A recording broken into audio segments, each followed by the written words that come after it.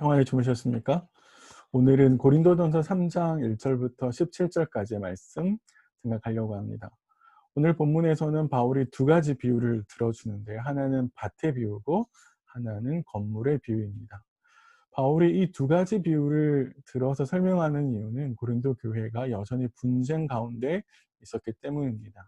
분쟁의 핵심에는 지도자들을 추종하는 문제가 있는데, 자신이 좋아하는 지도자를 추종하고 그들을 우두머리로 삼아서 하나의 거대한 그룹을 만들고, 그리고 상대의 그룹을 시기하고 다투는 그런 모습들이 있었습니다. 바울은 밭의 비유를 통해서 사역자들을 어떻게 바라보고 대해야 하는가 우리에게 이야기해 줍니다. 사실 고린도 교회가 지도자들을 우두머리로 삼아서 추종하는 것은 밭의 비유를 통해서 바울은 옳지 않다라고 지적을 합니다. 왜냐하면 하나님께서 지도자들을 보내신 것은 자신들의 우두머리로 삼아서 세를 과시하라고 보내신 것이 아니라 하나님의 교회를 섬기기 위해서 보내셨기 때문에 그렇습니다. 그래서 사역자들은 하나님의 교회를 섬긴다라고 하는 하나의 가치를 공유하면서 함께 연합해서 사역을 합니다. 그렇기 때문에 사역자들의 사역을 비교하고 판단하고, 혹은 사역자들이 가지고 있는 능력을 비교하면서 판단하는 것은 옳지 않습니다. 저 사역자가 훨씬 더 능력이 많고, 저분의 설교가 훨씬 더 뛰어나고, 저분이 훨씬 더 잘한다라고 하는 식의 평가는 사실 옳지 않다라고 바울이 이야기하는 것이죠. 왜냐하면 사역자들은 경쟁 관계에 있는 사람들이 아니라 협력의 관계에 있는 사람들이고, 그리고 하나의 가치를 공유하기 때문입니다. 더 결정적인 이유는 뭐냐면, 하나님께서 사역의 결과를 내시지 않으시면 사역자들의 사역은 무의미하기 때문에 그렇습니다. 바울은 자신이 씨를 뿌리고 아볼로가 물을 주지만 하나님께서 자라게 하시지 않으면 아무런 의미가 없습니다 라고 이야기를 합니다. 그런 점에 있어서 사역자들은 비교의 대상이 아니라 하나님과 함께, 또 성도들과 함께 교회를 섬겨야 될 대상이다라고 생각해야 될 것 같습니다. 바울의 이런 이야기들을 통해서 우리가 우리 시대의 교회와 우리 시대 교회 안에서 사역자를 대하는 모습, 또 이해하는 모습들을 같이 한번 생각해 봤으면 좋겠는데요. 우리는 교회 안에 있는 사역자들을 어떻게 대하고 있는지 한번 생각해 보십시오. 그들의 사역의 역할, 또 사명들을, 또 위치를 제대로 이해하고 있는지. 내가 좋아하는 사역자들은 정성스럽게 잘 대하지만, 그렇지 않은 분들에게는 비난하고 비판하고 혹은 무관심한 그런 모습으로 있지는 않습니까? 또 우리 교회 사역자를 다른 교회 사역자들과 비교하면서, 다른 교회 사역자들은 이런 것도 잘하는데, 다른 교회 사역자는 이것도 할 수 있는데 라고 비교하면서 우리 교회 사역자들 혹은 비판하고 깔아내리는 듯한 그런 태도는 우리 안에 혹시 있지 않습니까? 그런 모습 속에서 우리를 좀 잘 생각해 봤으면 좋을 것 같다라는 생각이 듭니다.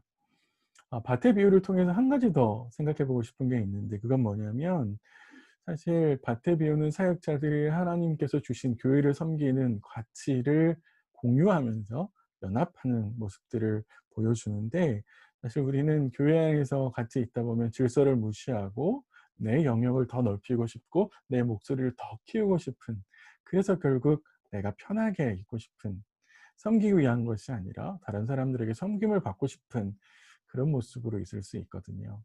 혹 내 안에 그런 모습은 없는지 같이 한번 살펴보았으면 좋겠습니다. 두 번째 바울이 든 비유는 뭐냐면 건물의 비유인데, 이 건물의 비유는 조금 학자들 사이에 논란이 있습니다만, 이렇게 생각하면 좋을 것 같습니다.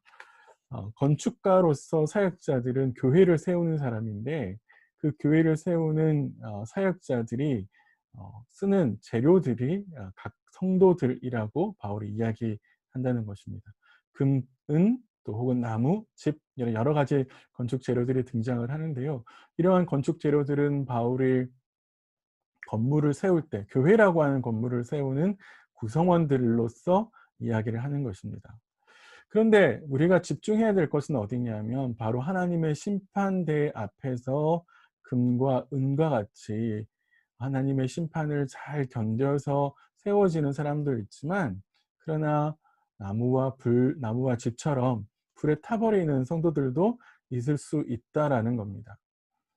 건물의 비유를 통해서 바울이 말하고자 하는 바는 뭐냐면 바로 고린도 교회가 지금처럼 분쟁의 모습으로 계속 간다면 하나님 앞에서 구원을 받지 못할 수 있습니다 라고 심각하게 경고한다라고 하는 점입니다.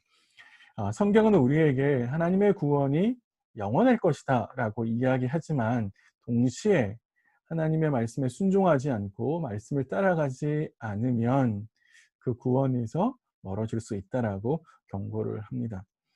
이런 지점에 있어서 건물의 비유가 우리에게 주는 함의는 오늘 나의 구원을 한번 점검해 보라는 점입니다. 나의 구원은 어떨까요? 하나님의 구원이 내 안에서 잘 이루어져 있을까요? 내 삶에 하나님의 구원이 이루어지고 있다라고 하는 증거들을 한번 찾아보십시오. 계속해서 열매가 맺혀지고 있구나. 내 성품이 변하고 있구나.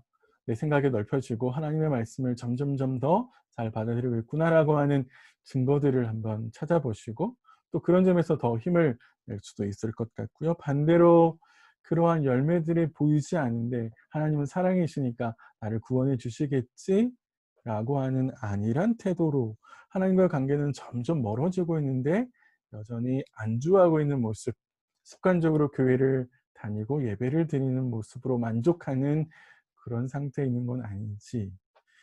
그래서 바울이 오늘 고린도 교회에게 여러분들은 교회 안에 있는 불신자입니다 라고 말하는 것처럼 나도 교회 안에 있는 불신자 혹은 교회 안에서 구원받지 못하는 육신에 속한 자로 있는 건 아닌지 한번 생각해 보았으면 좋겠습니다. 잘하고 있다면 이 말씀이 오늘 우리에게 훨씬 더 잘하라고 하는 경고의 말씀으로 들을 수 있었으면 좋겠습니다. 오늘 두 가지를 생각했습니다. 사역자를 어떻게 생각해야 될 것인가? 또 하나는 나의 구원은 안녕한가? 오늘 두 가지 지점을 좀 아침에 생각하시면서요. 오늘 하루도 주님의 말씀과 함께 동행할 수 있었으면 좋겠습니다. 저는 월요일 날 아침에 다시 찾아뵙겠습니다.